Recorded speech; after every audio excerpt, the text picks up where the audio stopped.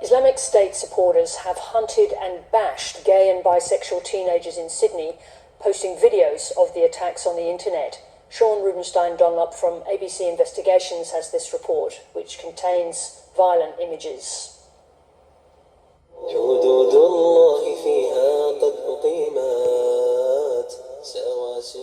Nearly 2 years before the Bondi attack, a new generation was embracing the Islamic State terrorist group in Sydney and on social media.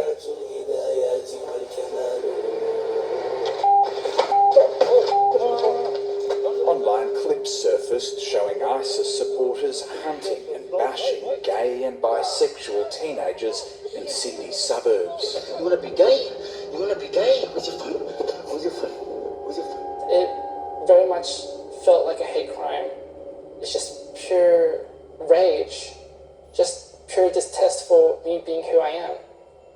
The videos have been provided to 7:30 by victims, members of the public and the district court to warn the nation about a wave of violence against gay and bisexual people across Australia. The first known victim of the ISIS-inspired attacks was James, a 16-year-old Wiradjuri boy from Sydney's southwest. On a school night in March 2024, he found a match on Wiz, a dating app for teenagers. He wanted to meet up, and me thinking it was a good idea to meet up, I met up with him. We can't identify them under Australian law because they were juveniles. He introduced himself as Johnny. I got into his car and we started driving. 2 teenagers hid in the car boot. A 4th attacker waited at Strathfield Park.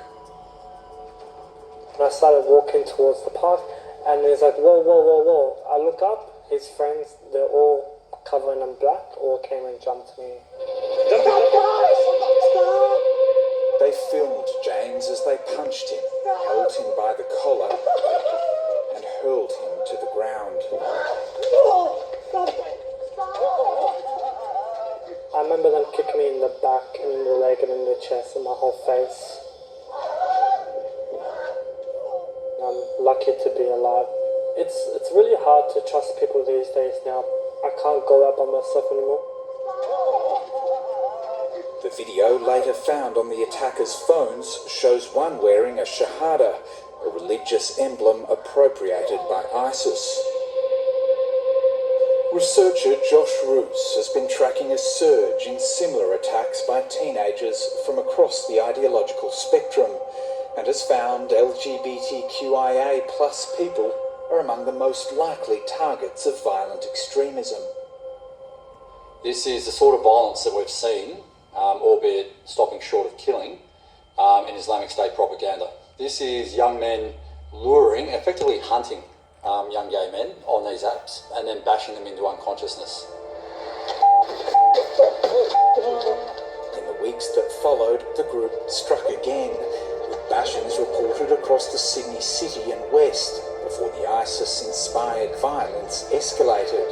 A 16-year-old associate stormed a live-streamed church service in Wakely and stabbed a bishop who'd insulted the Prophet Muhammad.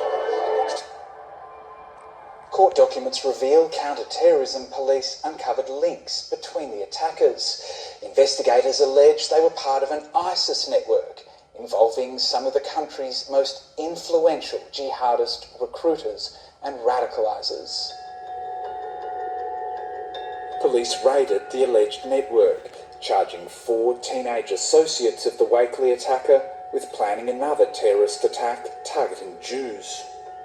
We identified links between the alleged offender and a network of associates and peers who we believe shared a similar violent extremist ideology. 5 associates aged just 14 to 17 were separately charged over the gay bashings. Police found gruesome propaganda on their phones and evidence linking them to preachers like Wissam Haddad, a spiritual leader who has publicly endorsed Islamic State. We do not hide from the fact that homosexuality under the Sharia, after being judged with the Quran and the Sunnah by an Islamic judge in an Islamic court, in Islamic lands is punishable by death. One of the alleged terrorists took this selfie inside her dad's Bankstown prayer hall, Al Medina Dawa Centre, captioning it New Dawla or Islamic State recruit. It was less than 2 years before the centre was ordered to shut down after links emerged to the Bondi attackers. The link to Wissam Haddad is very important. This is an individual who has been preaching hate on our streets for many years, very strategically staying on the right side of the law. He has a strong following, amongst whom we've seen many individuals who then gone on to be convicted of violence or linked to Islamic State. The assaults were very clearly potential early warning sign. Stop! Despite the arrests, more videos of ISIS-inspired attacks surfaced in local chat groups. New South Wales police said they haven't identified the victim or his attackers.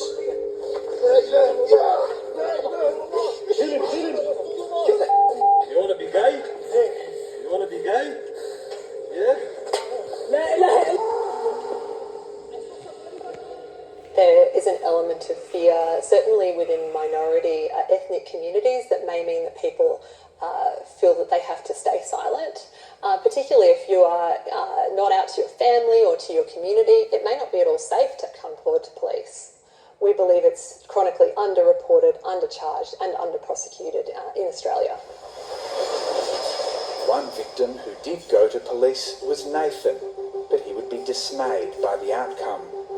Last April, the 20-year-old student arranged on Grindr to meet at night in Sydney's southwest with someone posing as a man in his 30s. He led me down to a drainway, and when he flashed his light on me, that's when I just vaguely got a glimpse of his face and realized this is not the person who I was talking to. Are you ready?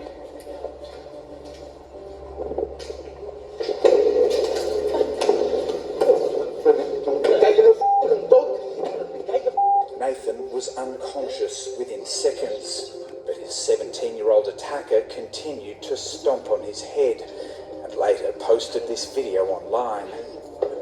Stay on the floor. Stay on the floor. He left with Nathan's phone.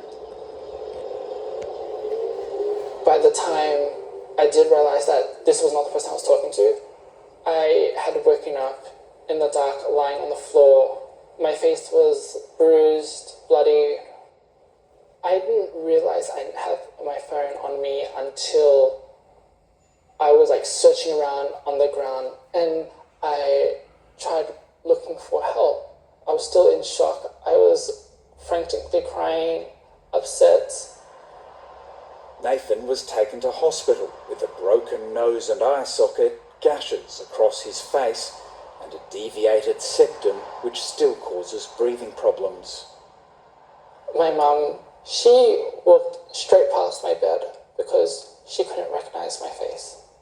And that's how severe my injuries were. A police source has told 730 the teenager who assaulted Nathan was part of the same jihadist network as the other attackers, with relatives who'd fought for ISIS. His court records reveal police suspected him of more attacks, but he hasn't faced further charges. They mentioned that they had videos of himself attacking other individuals, and it made me realize I'm probably the first person to take him or choose to charge him with assaulting me. It worries me that he could show up at any time. The attacker pleaded guilty to aggravated robbery, but walked free on probation with no conviction recorded. It's unbelievable that he gets to walk free. He can do what he did again, and he is a threat to me, my family, anyone else who identifies themselves as a gay man. You want to be gay? You want to be gay? This crime wasn't taken seriously enough. depending on where you are in Australia, there may be no laws or hate crime laws that actually recognise LGBTIQ plus people. Today, the New South Wales Premier announced a crackdown on gay hate crimes in response to the videos obtained by the ABC. They're absolutely shocking examples of violent crime in our community, directed against individuals because of their sexuality. I've spoken to the Cabinet Office and the Attorney General's Department today about looking at changes to the law to put in massive new penalties specifically to target this abhorrent behaviour. Two of the teenagers convicted over the earlier bashings also walked free on probation. The young predator who posed as Johnny was jailed for at least 6 months. A chat on his phone revealed he'd been bragging about hunting and bashing gay people since 2023. Well, historically there had been many incidences of gay bashing, as it's called.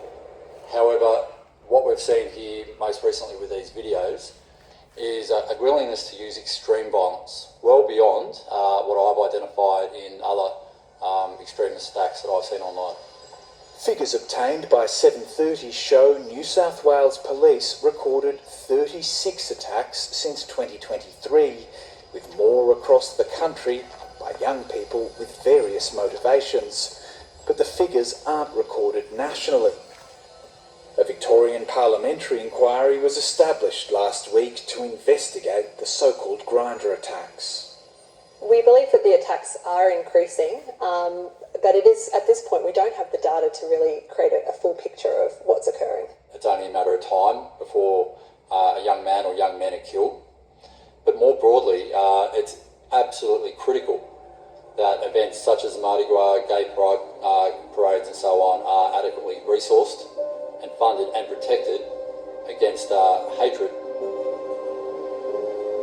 It should be recognised as a hate crime for being who I am as a person, and to show them that this action is sadistic. It is very sadistic.